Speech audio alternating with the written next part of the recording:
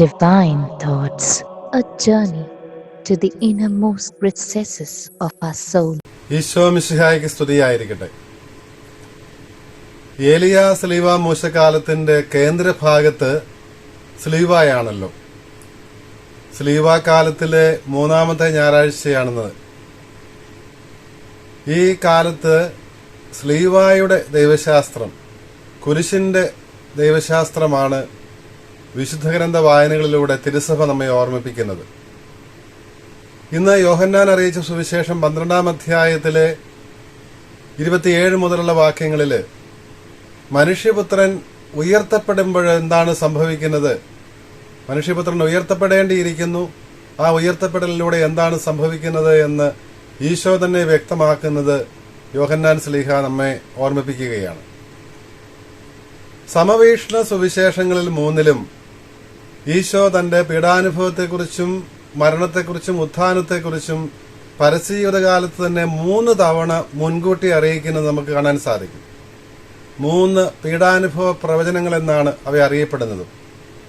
എന്നാൽ യോഹന്നാന്റെ സുവിശേഷത്തിൽ ഇതിൽ നിന്ന് വ്യത്യസ്തമായിട്ട് പീഡാനുഭവ പ്രവചനങ്ങളല്ല, 3 സ്ഥലങ്ങളിൽ തന്റെ ഉയർത്തപ്പെടലിനെ കുറിച്ചാണ് ഈശോ മുൻകൂട്ടി അറിയിച്ചിട്ടുള്ളത്.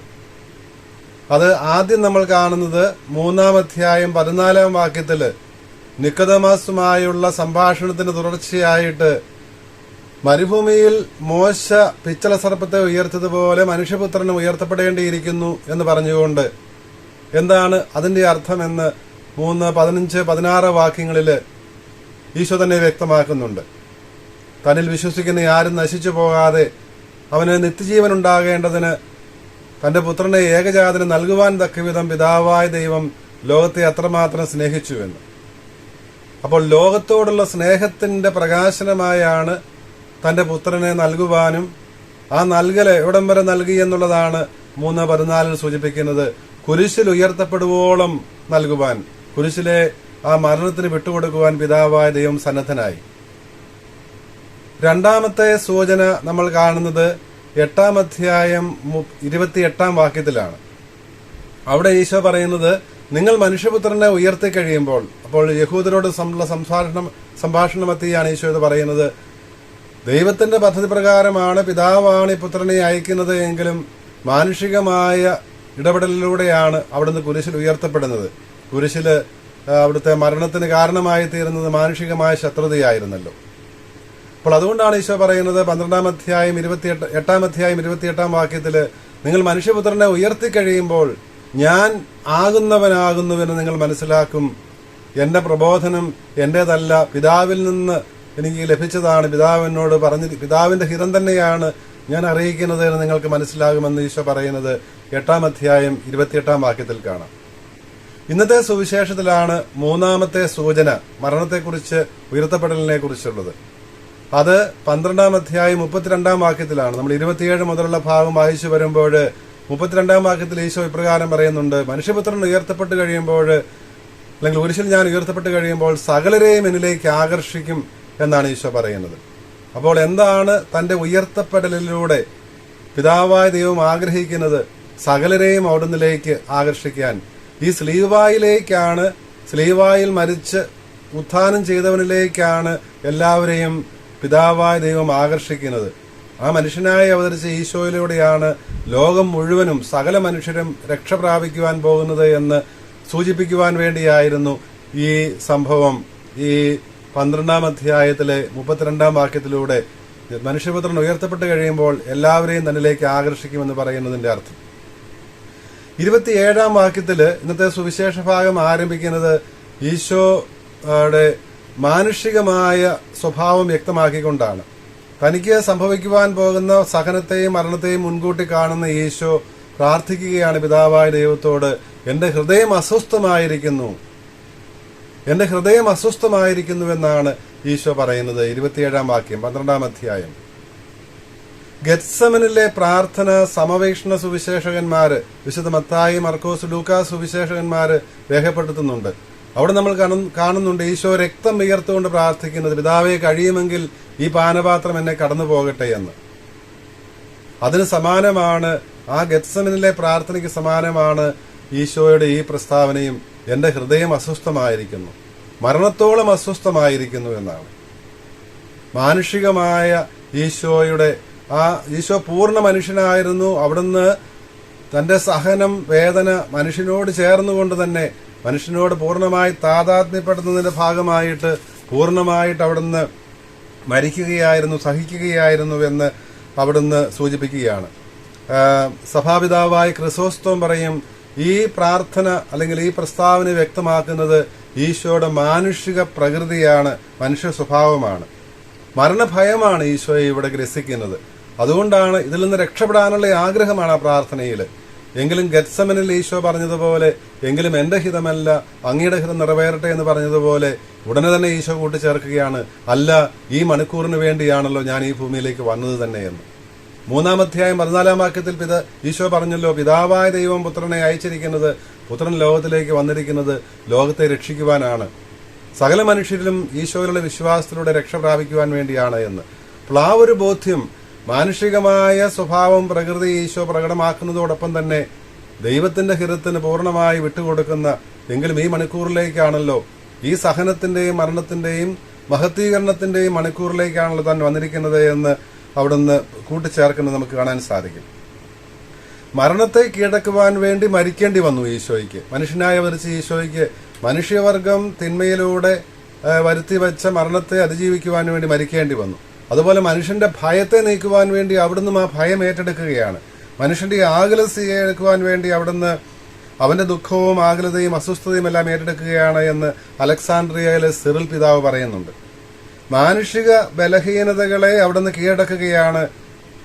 ദൈവത്തിന്റെ വചനമായ അനാദി മുതലേ പിതാവിനോടുകൂടിയായിരുന്ന ആ വചനം മനുഷ്യപ്രകൃതിയില് മറിയത്തിൽ നിന്ന് സ്വീകരിച്ച ആ മനുഷ്യ ശരീരത്തിൽ കൂടാരമടിച്ചതുപോലെ തന്നെ അതെന്തിനു വേണ്ടിയായിരുന്നു? മനുഷ്യന്റെ ബലഹീനതകളെ കീഴടക്കുവാനും അതിജീവിക്കുവാനും.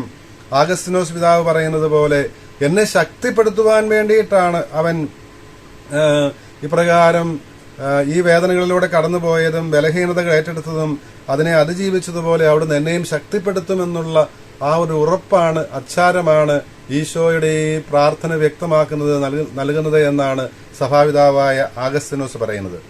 ആഗസ്തിനോസ് പിതാവ് ഈ 27-ാമത്തെ വാക്യം തൊട്ട് മുൻപുള്ള 26-ാം വാക്യവുമായി ബന്ധിപ്പിച്ചാണ് വ്യാഖ്യാനിക്കുന്നത്. ആഗസ്തിനോസ് പറയും, അവിടെ ഈശോ പറയുന്നത്, ആരെങ്കിലും എന്നെ ശുശ്രൂഷിക്കാൻ ആഗ്രഹിക്കുന്നെങ്കിൽ അവൻ എന്നെ അനുഗമിക്കട്ടെ എന്നാണ്. അപ്പോൾ ഈശോയുടെ ശിഷ്യനാകാൻ ആഗ്രഹിക്കുന്നവൻ ചെയ്യേണ്ട കാര്യം ഈശോയെ അനുഗമിക്കുക എന്നുള്ളതാണ്. അതുകൊണ്ടാണ് അവിടുന്ന് പൂർണ്ണമായ മനുഷ്യനായി തീർന്നത്. മനുഷ്യന്റെ സകല ബലഹീനതകളും, പാപമൊഴികെ മറ്റെല്ലാ ബലഹീനതകളും അവിടുന്ന് ഏറ്റെടുത്തതും. അത് നമ്മുടെ ബലഹീനതയിൽ നമ്മോട് സഹതപിക്കാൻ കഴിയാത്ത ഒരു പ്രധാന പുരോഹിതനല്ല ഉള്ളത് എന്ന് ഹെബ്രായ ലേഖകൻ പറയുന്നത് പോലെ നമ്മോട് പൂർണ്ണമായി താതാത്മ്യപ്പെടുകയും നമ്മുടെ ബലഹീനതയിൽ നമ്മെ ശക്തിപ്പെടുത്തുകയും ചെയ്യുവാൻ വേണ്ടിയിട്ടാണെന്നാണ് ആഗസ്തിനോസ് പിതാവ് പറയുന്നത്. അപ്പോൾ അവിടുന്ന് പിതാവായ ദൈവത്തിന് പൂർണ്ണമായി വിട്ടുകൊടുക്കുകയാണ്. ഞാൻ ഇതിനു വേണ്ടിയാണല്ലോ വന്നിരിക്കുന്നത്, അങ്ങയുടെ നാമം മഹത്വപ്പെടുത്തണമേ എന്നാണ് ഈശോ പറയുന്നത്. എപ്പോഴാണ് ഈ മഹത്വം ഉണ്ടാകുന്നത്? അലക്സാണ്ട്രിയയിലെ സിറിൽ പിതാവ് വീണ്ടും പറയും, അവരുടെ നന്മയ്ക്ക് വേണ്ടി സഹനമേൽക്കുന്നതിലാണ് മഹത്വം. അപ്പോൾ മനുഷ്യവർഗം മുഴുവന്റെയും രക്ഷയ്ക്ക് വേണ്ടി കുരിശുമരണം ഏറ്റെടുത്ത ഈശോയുടെ കുരിശിലേതാണ് ഏറ്റവും വലിയ മഹത്വം. അവിടുന്ന് ഇത് ഏറ്റെടുത്തത് മനുഷ്യവർഗത്തിന്റെ രക്ഷയ്ക്ക് വേണ്ടിയാണ്. അപ്പോൾ അതുകൊണ്ടാണ് ദൈവം മഹത്വപ്പെടുന്നത് അവിടെയാണ്. പിതാവായ ദൈവത്തിന്റെ ഹിതം എല്ലാവരും രക്ഷിക്കപ്പെടണമെന്നുള്ളതാണ്, എല്ലാവരും ജീവൻ പ്രാപിക്കണമെന്നുള്ളതാണ്. അതിനുള്ള വഴി മനുഷ്യനായി അവതരിച്ച ഈശോയിൽ വിശ്വസിക്കുക എന്നുള്ളതുമാണ്. അപ്പോൾ അതിനു വേണ്ടിയിട്ടാണ് ഈ മനുഷ്യനായത് അവതരിച്ചതും ഈ സഹനമരണോത്ഥാനങ്ങൾ അവിടുന്ന് കടന്നുപോയതുമെല്ലാം. പിതാവായ ദൈവം സ്വർഗത്തിൽ നിന്ന് പറയുന്നുണ്ടല്ലോ, ഞാൻ മഹത്വപ്പെടുത്തി. ഈശോയെ മഹത്വപ്പെടുത്തുകയായിരുന്നു. മനുഷ്യാവതാരം മുതൽ മനുഷ്യനായി അവതരിച്ച ഈശോയെ ദൈവം മഹത്വപ്പെടുത്തുകയായിരുന്നു. അവിടുന്ന് പ്രവർത്തിച്ച അത്ഭുതങ്ങളിലൂടെ, അവിടുത്തെ ജീവിതത്തിലൂടെയെല്ലാം പിതാവായ ദൈവം അവിടുന്നാണ് ദൈവപുത്രൻ എന്നുള്ള സത്യം വെളിവാക്കുകയായിരുന്നു. അത് മാമോദിസയുടെ വേളയിലാണെങ്കിലും രൂപാന്തരീകരണ വേളയിലാണെങ്കിലും ദൈവികമായ അധികാരത്തോടെ ശക്തിയോടെ അവിടുന്ന് പ്രവർത്തിച്ച അടയാളങ്ങളിലൂടെ അത്ഭുതങ്ങളിലൂടെ ആയിരുന്നെങ്കിലും പിതാവായ ദൈവം ഈശോയെ മഹത്വപ്പെടുത്തുകയായിരുന്നു. അവിടുന്ന് കൂട്ടിച്ചേർത്തു, ഇനിയും മഹത്വപ്പെടുത്തും. എങ്ങനെയാണ് മഹത്വപ്പെടുത്തുവാൻ പോകുന്നത്? സ്വയം പിതാവായ ദൈവത്തിന് സമർപ്പിച്ചുകൊണ്ട് കുരിശിൽ മരിക്കുവാൻ തയ്യാറായ പുത്രനെ ഉയർപ്പിച്ചുകൊണ്ടാണ്. ഏറ്റവും ശ്രേഷ്ഠമായ നാമം, കർത്താവ് എന്നുള്ള നാമം അവന് നൽകിക്കൊണ്ടാണ്, അവനെ ഉയർപ്പിച്ചുകൊണ്ടാണ് മഹത്വപ്പെടുത്തുവാൻ പോകുന്നത് എന്നും നമുക്ക് കാണാൻ സാധിക്കും. സഭാപിതാവായ അംബ്രോസ് പറയും, ഇത് കേൾക്കുവാനായിട്ട്, മനസ്സിലാക്കുവാനായിട്ട് യഹൂദർക്ക്, ഈശോയെ ശ്രമിച്ചുകൊണ്ടിരുന്ന യഹൂദർക്ക് സാധിച്ചില്ല. അവരെന്താണ് പറഞ്ഞത്? ഇടിമുഴക്കമുണ്ടായി എന്നാണ് പറയുന്നത്. ദൈവത്തിന്റെ സ്വരം, പിതാവായ ദൈവത്തിന്റെ സ്വരം തിരിച്ചറിയുവാൻ അവർക്ക് സാധിച്ചില്ല. അതാണ് അവരുടെ പരാജയത്തിന്റെയും അധപതനത്തിന്റെയും കാരണം അതാണ് എന്നും അംബ്രോസ് പിതാവ് വ്യാഖ്യാനിക്കുന്നത് നമുക്ക് കാണാൻ സാധിക്കും. ഈശോ തുടർന്ന് പറയുകയാണ്, ഇപ്പോഴാണ് ഈ ലോകത്തിന്റെ ന്യായവിധി നടക്കുന്നത്. വിധി എന്ന് പറയുന്നത് ഈശോ ലോകത്തിലേക്ക് വന്നത് എല്ലാവരും രക്ഷിക്കുവാനാണ്. പക്ഷെങ്കിൽ എല്ലാവരും ഈശോയിൽ വിശ്വസിക്കാനോ രക്ഷ പ്രാപിക്കുവാനോ തയ്യാറായില്ല. അവർക്ക് ഈശോയെ അംഗീകരിക്കുവാൻ, യഹൂദ നേതൃത്വത്തിന് ഉദാഹരണം, അവർക്ക് ഈശോയെ അംഗീകരിക്കാൻ സാധിച്ചില്ല. അപ്പോൾ അതാണ് വിധിക്ക് കാരണമായത്. എല്ലാവരെയും രക്ഷിക്കുവാൻ വന്ന ഈശോ പക്ഷേ എല്ലാവരുടെയും രക്ഷ അവന്റെ വരവുകൊണ്ട്, മരണം കൊണ്ട്, ഉത്ഥാനം കൊണ്ട് സാധിച്ചില്ല. കാരണം രക്ഷ പ്രാപിക്കണമെങ്കിൽ ഈശോ ദൈവപുത്രനാണ്, പിതാവായ ദൈവമയച്ച രക്ഷകനായ മിശിഹായാണ് എന്ന് വിശ്വസിക്കേണ്ടതുണ്ടായി. അപ്പോൾ ലോകത്തിന്റെ വിധി എന്ന് പറയുന്നത് സാത്താനെ സ്ഥാനഭ്രഷ്ടനാക്കുന്നതാണ്. ദൈവരാജ്യം സ്ഥാപിക്കുന്നതിന്റെ ഭാഗമായിട്ട് ഈശോയുടെ പരസ്യജീവിതത്തിന്റെ ആരംഭം മുതൽ ഈ ഭൂതോച്ചാടനങ്ങൾ, പിശാചുകളെ പുറത്താക്കലുകൾ നമ്മൾ കാണുന്നുണ്ട്. അതെല്ലാം ഈ പിശാചിനെ, സാത്താനെ അവന്റെ അധികാരസ്ഥാനത്ത് നിന്ന്, മനുഷ്യഹൃദയത്തിൽ നിന്നും സമൂഹത്തിൽ നിന്നും എല്ലാം ഭ്രഷ്ടനാക്കുന്നതിന്റെ ഭാഗമായിട്ടായിരുന്നു. കുരിശിലാണ് അവിടുന്ന് മഹത്വപ്പെടുന്നത്. അതിലൂടെ മനുഷ്യവർഗത്തിന് കൈവന്ന നന്മകൾ തന്നെയാണ് അവിടുത്തെ മഹത്വത്തിന്റെ അടിസ്ഥാനം എന്നാണ് അലക്സാണ്ട്രിയയിലെ സിറിൽ പിതാവ് പറയുന്നത്. ഈശോ തുടർന്ന് പറയുന്നുണ്ട്, വെളിച്ചമുള്ളപ്പോൾ വെളിച്ചത്തിന്റെ മക്കളെ പോലെ വെളിച്ചത്തിൽ വ്യാപരിക്കുവനെന്ന്. വെളിച്ചത്തിൽ ജീവിക്കുവാനായിട്ട് വിളിക്കപ്പെട്ടവരാണ് നമ്മൾ എന്നുള്ളതാണ് അത്തനാസിയോസ് പിതാവ് നമ്മെ ഓർമ്മിപ്പിക്കുന്നത്. അവിടുന്ന് കുരിശിൽ മരിച്ചപ്പോൾ എല്ലാവരെയും തന്നിലേക്ക് ആകർഷിച്ചു. അതിനെക്കുറിച്ച് അത്തനാസിയോസ് പിതാവ് പറയുന്നത്, അവിടുന്ന് കുരിശിൽ രണ്ട് കരങ്ങളും വിടർത്തിയത്, വിരിച്ചു പിടിച്ചിരിക്കുന്നത് വലത് കരം കൊണ്ട് തന്റെ ദൈവജനമായ ഇസ്രായേലിനെയും, ഇടത് കരം കൊണ്ട് മറ്റ് ജനതകളെയും തന്നിലേക്ക് ആകർഷിക്കുവാൻ വേണ്ടിയിട്ടാണ്. അതാണല്ലോ അവിടുന്ന് പറഞ്ഞത്, ഞാൻ കുരിശിൽ ഉയർത്തപ്പെട്ട് കഴിയുമ്പോൾ എല്ലാവരെയും, സകലരെയും എന്നിലേക്ക് ആകർഷിക്കുമെന്നാണ്. അതേക്കുറിച്ചാണ് അത്തനാസിയോസ് പിതാവ് പറയുന്നത്, വലത് കരം കൊണ്ട് തിരഞ്ഞെടുക്കപ്പെട്ട ജനമായ ഇസ്രായേലിനെയും, ദൈവജനത്തെയും, ഇടത് കരം കൊണ്ട് സകല ജനതകളെയും തന്നിലേക്ക് ആകർഷിക്കുകയാണ്. അങ്ങനെ ഈ ലോകം മുഴുവനെയും, സൃഷ്ടപ്രപഞ്ചം മുഴുവനെയും, മനുഷ്യവർഗം മാത്രമല്ല, മനുഷ്യവർഗം മകുടമായിരിക്കുന്ന ആ സൃഷ്ടപ്രപഞ്ചം മുഴുവനെയും തന്നിലേക്ക് ആകർഷിച്ചിട്ട് പിതാവായ ദൈവത്തിന് സമർപ്പിക്കുന്ന ആ മഹത്വത്തിന്റെ സൂചനയാണ് സ്ലീവായിൽ കാണുന്നത്. അപ്പോൾ അതുകൊണ്ടാണ് പഴയ നിയമത്തില് പൂർവ്വ യൗസേപ്പിന്റെ മഹത്വത്തെക്കുറിച്ച്, ഫറവോയുടെ കാരുണ്യം കൊണ്ട് യൗസേപ്പിന് മെസ്രൈൻ നാട്ടിൽ ലഭിച്ച ആ മഹത്വം, ഫറവോയുടെ തൊട്ടടുത്തുള്ള സ്ഥാനം, അധികാരസ്ഥാനം നൽകി, അധികാര ചിഹ്നങ്ങൾ നൽകി യൗസേപ്പിനെ ഫറവോ ബഹുമാനിക്കുന്നത് നമ്മൾ കാണുന്നുണ്ട് ആദ്യത്തെ വായനയിൽ. അത് ഈശോയ്ക്ക് ലഭിക്കാനിരുന്ന ഈ മഹത്വത്തിന്റെ, കുരിശിലൂടെ അവിടുന്ന് പ്രാപിച്ച ദൈവിക മഹത്വത്തിന്റെ, അവിടുത്തെ മനുഷ്യപ്രകൃതി ദൈവീകരിക്കപ്പെട്ടതിന്റെ സൂചനയായിരുന്നു എന്നാണ് പിതാക്കന്മാർ പറയുക. അതുപോലെ തന്നെ രണ്ടാമത്തെ വായനയിൽ നമ്മൾ ദാവീദിനുണ്ടായ ആ മഹത്വത്തെക്കുറിച്ചും ദൈവികമായ ശക്തിയെയും അധികാരത്തെയും കുറിച്ചുമെല്ലാം നമ്മൾ കാണുന്നുണ്ട്. അപ്പോൾ ദാവീദ് അതിനെല്ലാം പ്രതിഫലം എന്നോണം ദൈവത്തെ സ്തുതിക്കുകയും ദൈവ കീർത്തനങ്ങൾ ആലപിക്കുകയും ദൈവത്തെ പ്രകീർത്തിച്ച് പരിശുദ്ധനായ ദൈവത്തിന് കൃതജ്ഞത അർപ്പിക്കുകയും ചെയ്യുന്ന, പൂർണ്ണ ഹൃദയത്തോടെ സൃഷ്ടാവിനെ സ്നേഹിക്കുന്ന, അവിടത്തേക്ക് സ്തുതി പാടുന്ന ദാവീദിനെയാണ് പ്രഭാഷകന്റെ പുസ്തകം 47 അധ്യായത്തിൽ നമ്മൾ വായിച്ചു കേൾക്കുന്നത്. അതുകൊണ്ട് തന്നെ എന്താണ് സംഭവിച്ചത് എന്ന് 47 അധ്യായം 11 വാക്യത്തിൽ കാണുന്നുണ്ട്. കർത്താവ് അവന്റെ പാപം നീക്കിക്കളയുകയും അവിടുത്തെ അധികാരം എന്നേക്കും ഉറപ്പിക്കുകയും ചെയ്തു എന്ന്. അപ്പോൾ ദാവീദിന്റെ പാപം നീക്കപ്പെട്ടത്, അവന്റെ അധികാരം ഉറപ്പിക്കപ്പെട്ടത് ഈ ദൈവസ്തുതി കൊണ്ടാണ്, ദൈവാരാധന കൊണ്ടാണ്, ദൈവ സ്തുതികൾ പാടിയത് കൊണ്ടാണ് എന്ന് അവിടെ ഉപസംഹരിക്കുകയാണ് ചെയ്യുന്നത് ഗ്രന്ഥകാരൻ. അപ്പോൾ ഈശോയുടെ മരണം വഴിയും സാധിച്ചത് ഇത് തന്നെയാണ്. ലോകം മുഴുവനെയും പാപം പരിഹരിക്കപ്പെടുകയായിരുന്നു, അവിടുത്തെ സിംഹാസനം ഉറപ്പിക്കപ്പെടുകയായിരുന്നു, രാജകീയ സിംഹാസനം. അവിടുന്ന് രാജാവായി പ്രപഞ്ചം മുഴുവന്റെയും മേലെ വാഴുന്നതിന്റെ സൂചന. ഇതേ കാര്യം തന്നെയാണ് ഹെബ്രായ ലേഖകൻ സൂചിപ്പിക്കുന്നതും. ഹെബ്രായ ലേഖനത്തിന്റെ ആദ്യത്തെ അധ്യായത്തിലെ ആദ്യത്തെ 4 വാചകങ്ങളാണല്ലോ പുതിയ നിയമത്തിലെ ആദ്യത്തെ വായന. അനാദി മുതൽ പ്രവാചകന്മാരിലൂടെ സംസാരിച്ച ദൈവം ഈ അവസാന നാളിൽ തന്നെ പുത്രനിലൂടെ സംസാരിച്ചിരിക്കുന്നു. ഈ പുത്രനാകട്ടെ ദൈവത്തിന്റെ സത്തയുടെ പ്രതിരൂപമാണ്, അവിടുത്തെ ഉണ്മ തന്നെയാണ് എന്ന് പറയുമ്പോൾ, അവിടുന്ന് ഈ സൃഷ്ടപ്രപഞ്ചത്തിന്റെ ഈ വചനത്താലാണ് സൃഷ്ടിച്ചത്. ഈ പ്രപഞ്ചത്തെ താങ്ങി നിർത്തുന്നതും ഈ വചനം തന്നെയാണ്.